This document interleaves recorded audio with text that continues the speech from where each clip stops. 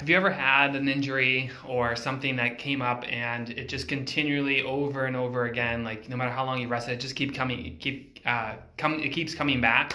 Or maybe you have an injury or like you get over one and the next one keeps coming and you just kind of get stuck in this cycle. Well, I want to share with you something that should help you understand that. So, physical therapist, and I treat runners all the time. If you don't know me, my name is Steve Gonzer. So I actually wanted this. What prodded this conversation is inside our members group for Run Smart Online. Someone just joined and they actually told me something very similar to this, which I see all the time with my patients. But I want to share that with you. So inside our members only group, you have to be a member, so don't ask to join if you're not a member. But she mentioned in here, I keep an injury in my calf. First injury was about 3 years ago, but every time I start back up, it eventually strains again. Help. Well, I want to help. So I want you guys to understand that when something is a problem, occasionally it'll get better just with some rest. So that's one point of it. But when you keep having to restart, like you finally get back out there and it happens again, and you finally get back out there and it happens again, you have to start looking at not just the injury, but the why behind the injury. So I want to go to the whiteboard, really sloppily try to write some stuff down for you guys to help you understand this. But this is a conversation I've been having with a lot of time, all day and every day with my patients. It doesn't matter if it's plantar fasciitis, Achilles tendonitis, IT band syndrome, piriformis syndrome, knee pain, runner's knee. This all applies. So let's go to the whiteboard. So always have those awkward shots. So let's just say you have some kind of injury. Doesn't matter if it's knee pain, Achilles, IT band, plantar fasciitis, whatever. A lot of times when someone's like, oh, my knee hurts, they focus just on this piece of the equation. Like, why does my knee hurts? How do I stop my knee? They do things like ice, and they stretch the knee, and they rest the knee, and they do things very local at the level of the injury. But what you need to realize with any kind of running injury is this is not where you should be living. Yes, like the ice and the stretch and the rest can help treat this locally, but what you really need to be determining is, why is that knee sore? Why is your foot sore?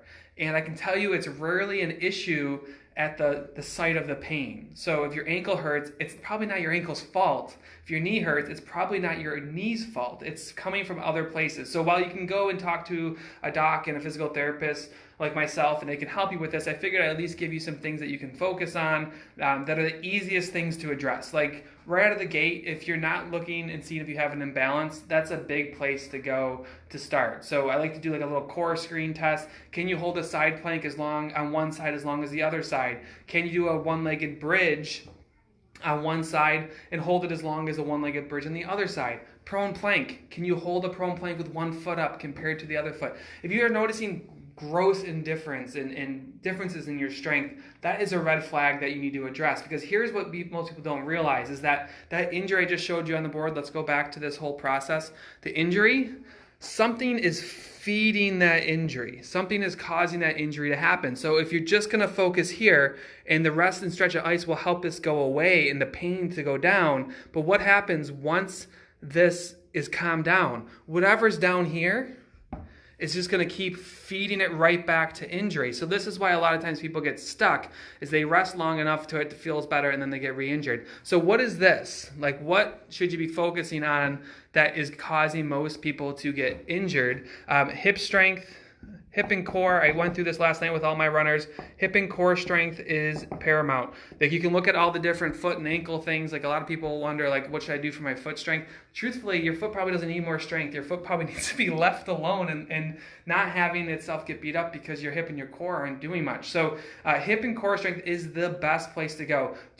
May you still need rest, ice, and stretching the injury? Yes, because you got to treat it locally, but you want to address the why. So here's what I recommend. Go after hip and core strength. We have workouts that you can try for $1 at Run Smart Online.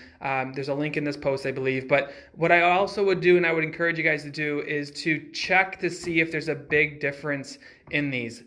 So actually, I'm going to show this. This is probably not going to be pretty, but whatever. So here's how I would recommend checking some of this. So, one sec. I wasn't going to do this, and then I decided to do it. And it gets pretty sloppy. So one of the things I like to do is, get chairs out of the way, is to go into a single leg bridge. So you're going to bridge up in the air, you're going to hold one leg up, and can you hold that for 30 seconds? And then can you go to the other side and hold that for 30 seconds? if you get up there and you're like, wow, my right leg is not as strong as my left leg, huge problem. Like, if your knee's sore and you can't balance or you got one side way stronger than the other, you're not going to survive if you just rest your knee and hope that it goes away. The other thing I like to do is put people into a full plank. You can't see it here. There we go. And I'll lift one leg, and then I'll lift the other leg and see, is there a massive difference between those two as well?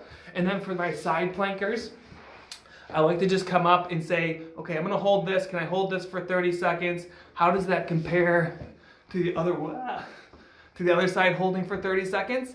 And when you notice massive differences, that's the stuff that's going to be feeding a lot of the injury.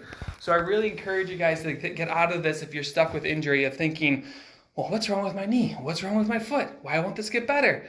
Go somewhere else. Start looking at the why you have an injury. If you want help with this, there's a couple things that I would recommend. Number one, we have 2 programs that I think are really good at identifying weakness. Base 6 Boot Camp, Base 3 Boot Camp. Great starter programs that we have. You can find the link here, but also the Injury Management Seminar. It's essentially a blueprint that I use to help people get over injury. You can get access to all of it for $1 for 2 weeks up in the link above, but at least get down on the ground and check those. Let me know in the comments. Do you have a weaker side compared to the other? If you do, start training it. Start getting it better, because that is the secret sauce to getting over these injuries that just keep coming back or being an injury-prone runner. All right? Let me know if you have any questions in the comments. I appreciate you guys for watching. Hopefully this is a little helpful for you, and I'll talk to you soon. Bye.